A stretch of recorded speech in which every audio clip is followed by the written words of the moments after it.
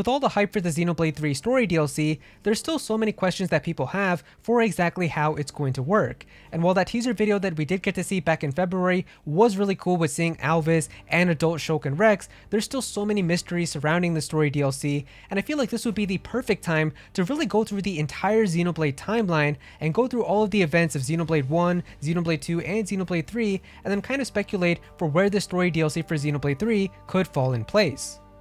Now this video is just going to be focusing on the Xenoblade timeline, so there's going to be spoilers for Xenoblade 1, Xenoblade 2, and Xenoblade 3. If you haven't played these games yet, definitely go and play them before you come back to this video, but I'm not going to be focusing on the overarching Xeno timeline that includes like Xenosaga and Xenogears and all of that too. Maybe one day I can make like an entire like Xeno timeline video that goes through all of that, but mainly I haven't played those games yet. I do want to get to them eventually, so I will make that video probably after I play through everything. And I'm also not going to be focusing on anything with Xenoblade X because I haven't played that game either, and from what I know, it doesn't really look like that it actually connects with Xenoblade 1, 2, and 3 in any way. Like there's some cool things inside of that game from what I've seen, like Telethias appear and stuff, but it doesn't actually seem like story-wise it's connected to anything that happens in Xenoblade 1, 2, and 3. Maybe one day if we do get a sequel they can connect it, but for right now it seems like it's just like its own separate universe type of thing, so I'm not really going to talk about it inside of this video.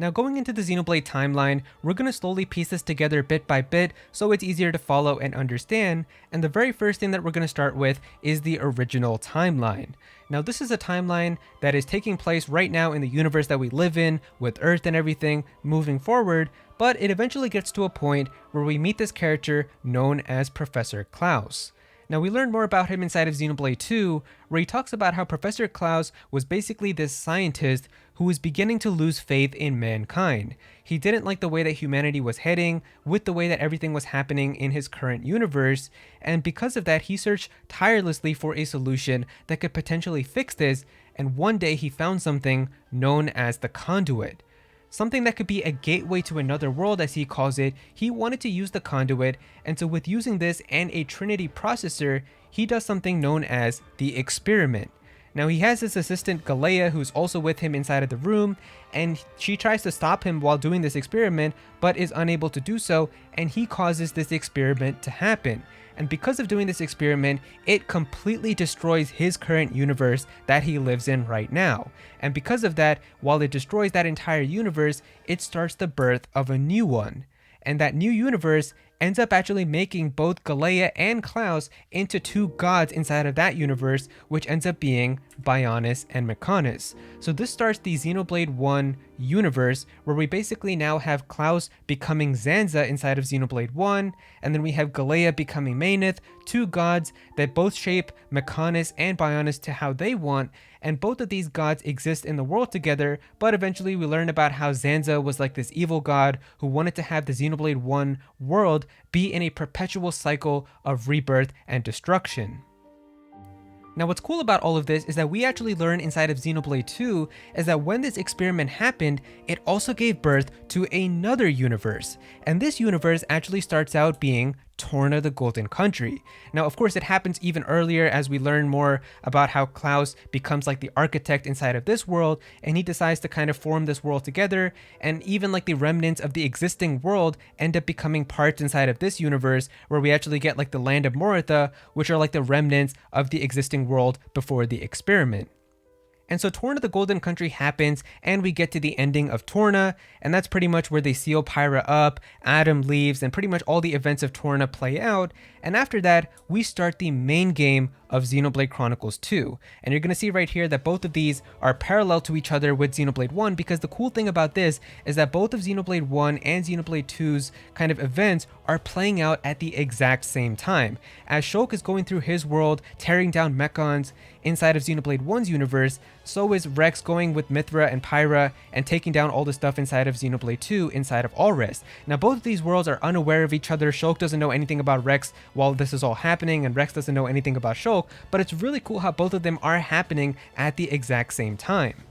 In fact, in the ending of Xenoblade Chronicles 2, we actually get to meet the architect, who was of course Professor Klaus from the original world, and he talks about how he has the other half of him living on in some other dimension. And of course, this is referring to Zanza, who is inside of Xenoblade 1's universe, and he's even aware inside of Xenoblade 2's world that he doesn't have much time left because he knows that Shulk is about to deliver the final blow to Zanza inside of Xenoblade 1, and once that happens in Xenoblade 1's ending, it's gonna cause Klaus to disappear from everywhere, including Xenoblade 2's world. And so what's really cool about all of this is that the endings of Xenoblade 1 and 2 also line up perfectly, as the moment that Klaus is disappearing inside of Xenoblade 2's ending, we actually get to hear the exact same line that is delivered by Shulk at the end of Xenoblade 1. We can even have them lined up together here. It's just really cool to see.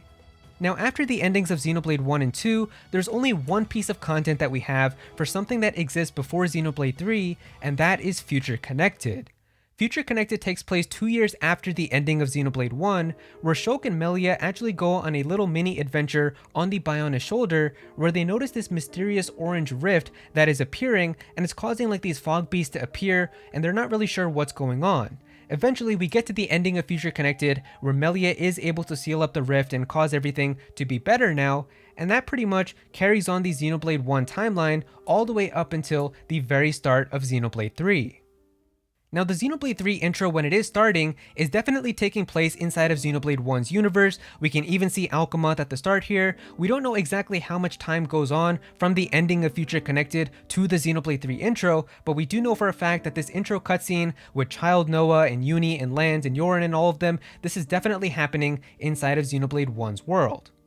Now, something that's a little sad is we don't actually get to see what is happening on the Xenoblade 2 side of all of this, as we can actually see that time is moving forward normally in the Xenoblade 1 universe, as we've got Future Connected, and even the start of Xenoblade 3's intro is taking place in that same world, but we don't know exactly what is happening on the Xenoblade 2 side. We can only kind of make an assumption that time is also moving forward normally, just like inside of Xenoblade 1's universe, but we just don't have anything to document it, and so because of that, we have to kind of put a dashed line here to assume that time is also just moving forward normally, but we don't have any concrete solid line of proof because we don't know. Like, it's possible that maybe even after the ending of Xenoblade 2, something happened after in that timeline that we don't know about, but we can't say for sure because we don't have any proof of what exactly happened. So that's why I kind of wish that inside of Xenoblade 3's intro, we also got to see the other side, where we could see like in the Xenoblade 2 side, maybe we have like Child Mio and Senna and Taion and all of them, but it's possible that maybe something could have happened in this timeline before the start of Xenoblade 3's intro that we don't know about, and maybe they could go into that with the DLC.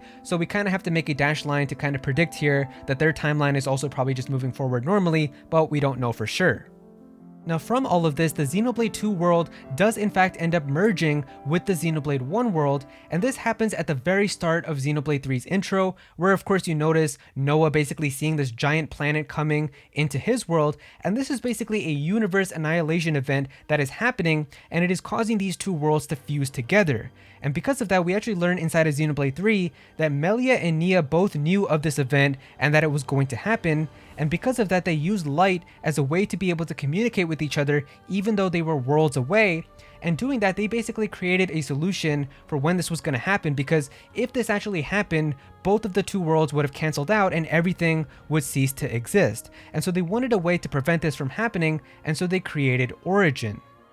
Now, of course, this doesn't exactly happen, as what ends up happening instead is it ends up forming Ionios. And Ionios is basically frozen time that exists because what happens is Origin is taken over by Mobius. Now, Mobius are basically created from the concerns and worries that people have about the future, and because of that, Mobius's goal is to just live in the endless now forever, and because of that, they freeze the timeline, and it causes an eternal time loop to exist where they live in the endless now forever. And that's why you can see on the diagram here, I basically have the timeline going downwards now with this icon showing like the perpetual cycle, as it's a time loop that is just happening over and over again, but we're no longer actually progressing time anymore. We're no longer progressing the actual timeline, we're just stuck in a time loop now in the endless now. And that is pretty much what Mobius wants. They never want to move towards the future, they just want to live in the endless now and have the same thing over and over and over again, and that is why we have the endless now which is created. So even though inside of Ionios, time actually does move forward, like we do get to see like characters like Child Noah grow up to be adult Noah, and we do get to see like flashbacks that say like 1,000 years ago and things like that. Even though time is in fact progressing inside of Ionios, it's not actually progressing in the normal timeline itself. Now, of course, our characters learn about this inside of Xenoblade 3 also, and that's why during the final boss fight, they defeat Z and Mobius once and for all, and that's why it frees them from this eternal time loop, and that causes Origin to completely reboot again to correctly restore the worlds the way that they should be. And that's why the last chapter of Xenoblade 3 is also called Time Moves Forward Again, because it's basically causing the timeline to move forward to the future the way that it should be, and it's no longer in an eternal time loop that's stuck in the endless now, which is what Mobius wanted. And that's why at the end of Xenoblade 3, the cast has to say goodbye to each other, as the Xenoblade 1 world is being restored to the way that it was before, and the Xenoblade 2 world is also being restored to the way that it was before also. And at the very end of Xenoblade 3, if you take a look at the post-credit scene, you're going to see that it takes place once again right at the very start of Xenoblade 3 during the intro. But what's interesting here is that it looks like that Noah does in fact still have his memories from Ionios, as he's able to recognize like this flute that's playing. But of course, this post-credit scene is definitely one of the most confusing parts about Xenoblade 3, and that's something that a lot of people are hoping that the DLC might actually go into, because we can actually see that Noah starts hearing this flute sound that he recognizes, and once he's walking towards it, the camera zooms out and we see these birds fly by, but once the birds fly by, Noah basically disappears from the world, so we don't even know where he's actually going or what happened to him. So I'm assuming that the DLC is probably going to go into this or maybe explain it a little bit better, but the point is, after the ending of Xenoblade 3, they restore the world to the way that it was before, and that's why it puts them right back to the Xenoblade 3 intro, where everything was happening again, and now we're wondering exactly where this DLC is going to take place.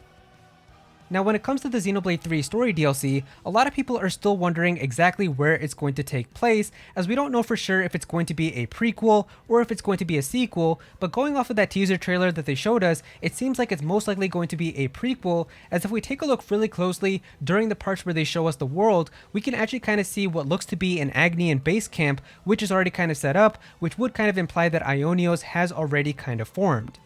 And so if this DLC is going to be a prequel, then it's most likely going to be taking place during the very early stages of Ionios, which would put it right about here if it's going to be a prequel, where it would be basically right after the universe annihilation event happens that causes the two worlds to fuse together, but we would be in the very early stages of Ionios, where maybe Mobius is still kind of forming together, and we're gonna kind of take them on and stuff. So I feel like that's where the prequel DLC would fall into. But that would obviously mean that if this entire DLC is going to be a prequel, then after the ending of this prequel, it still means that everything is going to happen in the base game of Xenoblade 3, and the ending of Xenoblade 3 is going to put it right back to where it was with the Xenoblade 3 intro. And that's the only thing that I find a little bit weird, because of course, Xenoblade 3 is going to be the ending to the trilogy, so if they really put us right back to there, it doesn't really feel like a trilogy finisher in my opinion. It just feels like a really good ending to Xenoblade 3, I would feel, but not really to the ending of the entire Xenoblade trilogy that they started with this Klaus experiment in Xenoblade 1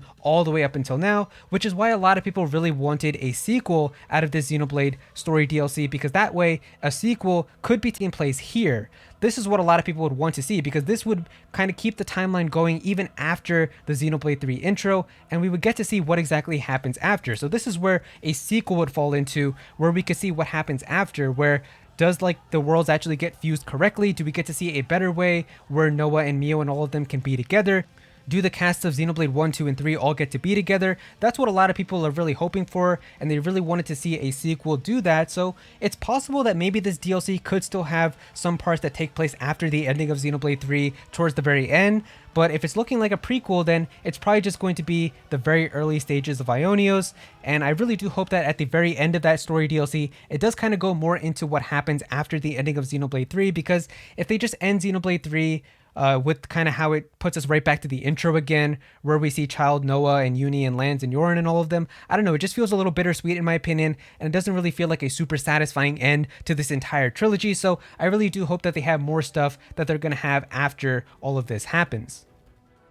Now, while this DLC is going to be the end to the trilogy, a lot of people are also kind of wondering what it's going to mean for the future of Xenoblade, as if we take a look at this message here that was sent by Takahashi when Xenoblade 3 came out last year, it says here, "It is also a stopping point for me. This title depicts the conclusion of the Xenoblade story that begins with Klaus's experiment. While it is a conclusion, that does not mean it is the end of the Xenoblade series. It is just a stopping point in my mind. I think that everyone who has played this title and the additional stories in the expansion pass can imagine what lies in the future for Xenoblade. So yeah, even if we take a look at this official interview that was done with the developers on Nintendo's website, the very last question that we have right down here was they said here, "Finally, I would like to ask Yokota-san a question. You mentioned that this title is the culmination of the series, but am I right to assume that the Xenoblade Chronicles series will still go on?" And he says here, yes, it will still go on. I want to keep it going for as long as possible. So yeah, they're not going to stop making Xenoblade games after this one. Of course, even though this is the end to the trilogy,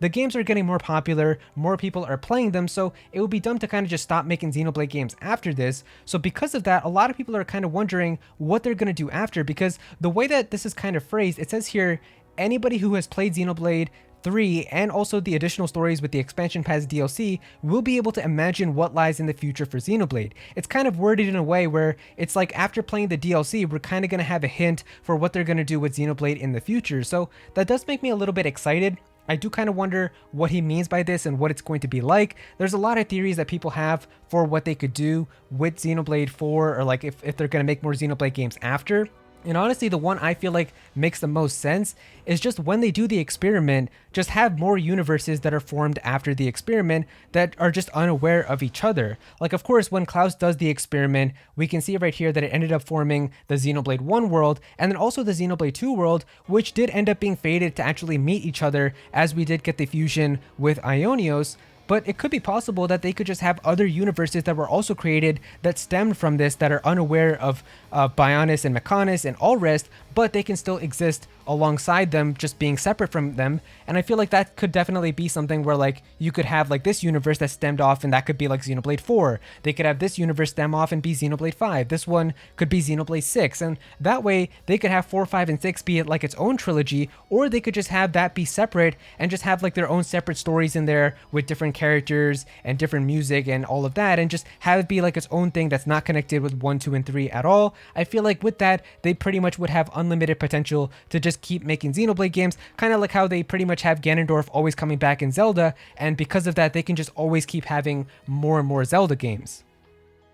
And so yeah, that is pretty much the entire timeline for Xenoblade 1, Xenoblade 2, and Xenoblade 3. I did spend a long time making that entire diagram and having everything connect together nicely, so I hope it was easy for you guys to understand. If you did enjoy it, definitely be sure to click that like button, and also subscribe to the channel, as I am going to be having more Xenoblade videos very soon. Comment down below and let me know what you guys think about all of this. Where do you guys think that the Xenoblade 3 story DLC is going to fall into the timeline? Do you think that it's going to be a prequel, or is it going to be a sequel, or is it going to be both? Definitely be sure to comment down below and let me know. Go follow me on Twitter at Aero so you can be featured in videos, and also join my Discord server as well. We've got a bunch of people in there who are always talking about Pokemon and Smash Bros and Nintendo, so definitely be sure to join that. But yeah, that's pretty much it. Thank you so much for watching.